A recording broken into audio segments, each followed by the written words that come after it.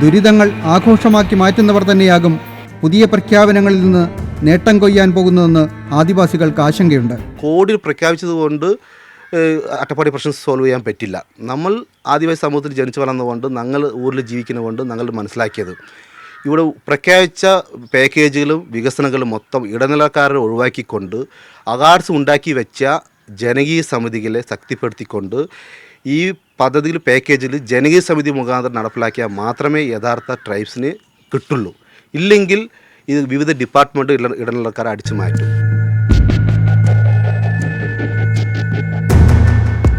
1996 അട്ടപ്പാടിയിൽ പട്ടിണി മരണങ്ങളുണ്ടായതിനെ തുടർന്ന് ഒട്ടേറെ ചർച്ചകളും നടന്നു. അട്ടപ്പാടിയുടെ പാരിസ്ഥിതിക വിനാശത്തെക്കുറിച്ചും ആശങ്കകൾ ഉയർന്നു. ഇതിൻ്റെയെല്ലാം പശ്ചാത്തലത്തിലായിരുന്നു അഹാഡ്സ് എന്ന പേരിൽ അട്ടപ്പാടി പരിസ്ഥിതി പുനഃസ്ഥാപന പദ്ധതി നടപ്പായത്. 2010 പദ്ധതി പൂർത്തിയായി. ആദിവാസികൾ ഉൾപ്പെടെ നിരവധി പേർക്ക് തൊഴിൽ ലഭിച്ചു. കൃഷിഭൂമി നഷ്ടപ്പെട്ട ആദിവാസികൾക്ക് തൊഴിലുറപ്പ് പദ്ധതിയിലൂടെ കൂലിപ്പണികളും ലഭിച്ചു. എന്നാൽ ബദൽ മാർഗങ്ങൾ നിർദ്ദേശിക്കാതെ അഹാഡ്സ് അടച്ചുപൂട്ടിയതും തൊഴിലുറപ്പ് പദ്ധതികൾ നിർത്തിവെച്ചതും നിരവധി കുടുംബങ്ങളെ വീണ്ടും പട്ടിണിയിലാക്കി. അട്ടപ്പാടിയിലെ ആദിവാസി വികസനം ആദിവാസിനെ നേരിട്ട് ഏൽപ്പിച്ച ഒരു സ്ഥാപനമാണ് അഹാഡ്സ്. അത് എങ്ങനെയാണെന്ന് ചോദിച്ചു കഴിഞ്ഞാൽ ഒരു ഊര് വികസന സമിതി രൂപീകരിച്ചുകൊണ്ട് ഒരു ഊര് വികസന സമിതിയിലെ 9 ആൾക്കാരിൽ 5 സ്ത്രീകളായിരിക്കണം നിർബന്ധമായിട്ടും. ഈ 15 വർഷമായിട്ട് എല്ലാ ഊരിലെ ആൾക്കാർക്കും തൊഴിലുണ്ടായിരുന്നു. അതുകൊണ്ട് പട്ടിണി മരണം സംഭവിച്ചിട്ടേ ഇല്ല. അഹാഡ്സ് 2012 നിർത്തിയ ശേഷം തൊഴിലൊന്നുമില്ല അട്ടപ്പാടിയിൽ മൊത്തം ചോദിച്ചു കഴിഞ്ഞാൽ. ഒരു നല്ല ഭക്ഷണം കഴിക്കാനുള്ള അവസ്ഥ അട്ടപ്പാടിയിൽ ഉണ്ടായിട്ടില്ല. നമ്മൾ 2012 അട്ടപ്പാടിയിലെ ആദിവാസി സംഘടനയുടെ നേതൃത്വത്തിൽ തിരുവനന്തപുരം സെക്രട്ടേറിയറ്റിൽ നമ്മൾ സമരം ചെയ്തതാണ്. അന്ന് തന്നെ നമ്മൾ സർക്കാരിന്, മുഖ്യമന്ത്രിക്ക്, വിവിധ വകുപ്പ് മന്ത്രിമാർക്ക് നമ്മൾ ഒരു മെമ്മോറാണ്ടം കൊടുത്തിട്ടുണ്ട്. സാർ, 1 വർഷത്തിനുള്ളിൽ ഇവിടെ പട്ടിണി മരണം സംഭവിക്കും, ഇവിടെ സാമൂഹിക പ്രശ്നം ഉണ്ടാകുന്നു. നമ്മൾ അന്ന് തന്നെ നമ്മൾ മെമ്മോറാണ്ടം കൊടുത്തിട്ടുള്ളതാണ്.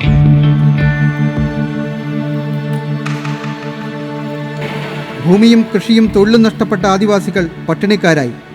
1950 വരെ ജനസംഖ്യയിൽ ആദിവാസികൾ ഭൂരിപക്ഷമായിരുന്ന ഭൂപ്രദേശത്ത് പുറത്തുനിന്നുള്ള വന്തവാസികൾ ഭൂരിപക്ഷമായി.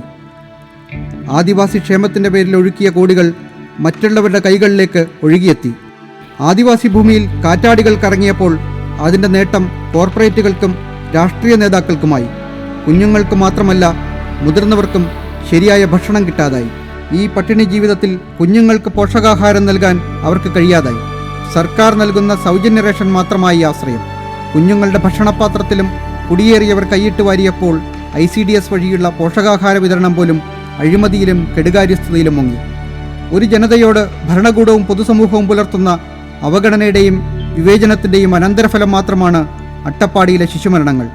പട്ടിണിയുടെയും പട്ടിണി മരണങ്ങളുടെയും തുടർച്ച. കൃഷിക്കാരായിരുന്ന ആദിവാസികൾ മുഴുവൻ കൂലിപ്പണിക്കാരായി മാറി. കഴിഞ്ഞ 5-6 മാസമായിട്ട് ദേശീയ തൊഴിലുറപ്പ് പദ്ധതി പ്രകാരമുള്ള തൊഴിൽ പോലും അവർക്ക് കൊടുക്കുന്നില്ല. അപ്പോൾ അട്ടപ്പാടിയിൽ ജപ്പാനീസ് പദ്ധതിയുടെ ഭാഗമായി നടപ്പിലാക്കിയിരുന്ന Attappadi hill area development society AHADS അവർക്ക് ജോലി കൊടുത്തിരുന്നു. പക്ഷേ അഹാഡ്സിൻ്റെ പദ്ധതി ജപ്പാൻ ഫണ്ട് കഴിഞ്ഞതോടുകൂടി അതും ഇല്ലാതായി. അപ്പോൾ പണിയും പോയി, കൃഷിഭൂമിയും പോയി, ആഹാരമില്ലാത്ത ഒരു സമൂഹമായിട്ട് അവർ മാറി. അപ്പോൾ അതാണ് അടിസ്ഥാനപരമായിട്ട് അവിടുത്തെ ഈ ശിശുമരണ നിരക്ക് ഇതുപോലെ വർദ്ധിക്കാൻ കാരണം. ഞങ്ങളെ ഒരു നിരീക്ഷണം നടത്തിയത് ഇതേ രീതി പോവുകയാണെങ്കിൽ ഒരു വലിയൊരു വംശഹത്യയിലേക്ക്, ഒരു ജീനോസൈഡിലേക്ക്, വംശനാശത്തിലേക്ക് ആദിവാസികൾ പോകും എന്ന ഒരു നിഗമനത്തിലാണ് ഞങ്ങളിത് കണ്ടപ്പോൾ എത്തിച്ചേർന്നത്. സ്വതന്ത്ര ഇന്ത്യയിൽ വർഷങ്ങളായി തുടർന്നുകൊണ്ടിരിക്കുന്ന നിശബ്ദമായ വംശഹത്യയുടെ ഇരകളാണ് അട്ടപ്പാടിയിൽ മരിച്ചുകൊണ്ടിരിക്കുന്ന കുഞ്ഞുങ്ങൾ. വികസനമെന്നത് മാസ്മരശേഷിയുള്ള ഒരു പദമായി മാറിക്കൊണ്ടിരിക്കുമ്പോൾ അരികുകളിലേക്ക് മാറ്റി നിർത്തപ്പെട്ട ഒരു ജനസമൂഹം അതിജീവനത്തിനായി പൊരുതേണ്ടി വരുന്നു. ഈ നിസ്സഹായാവസ്ഥയെ മറികടക്കുന്ന ചോദ്യങ്ങളും പ്രതികരണങ്ങളും ഏത് രൂപത്തിലാകുമെന്ന് പറയാനാകില്ല. ഞങ്ങൾ സർക്കാർ ആശുപത്രിയിൽ കടന്നാലും ചത്താലും ആദിവാസികളുടെ സംവിധാനത്തിൽ ഒരു ചുക്കുമില്ല. ഞങ്ങൾ വോട്ട് ചെയ്താൽ മാത്രമേ ഉള്ളൂ. ഞങ്ങൾ വോട്ട് ചെയ്തിട്ട് ഒരു ചുക്കും ചെയ്യുന്നില്ല. ഞങ്ങളെവിടെ സാറേ വോട്ട് ചെയ്താൽ മാത്രം, വോട്ട് മാത്രം വീടുന്നോറും വന്ന് വിളിച്ചു പോകുന്നുണ്ട്. വീടുന്നോറും വിളിച്ചു പോയിട്ടോ എന്ത് സാറേ കാര്യം?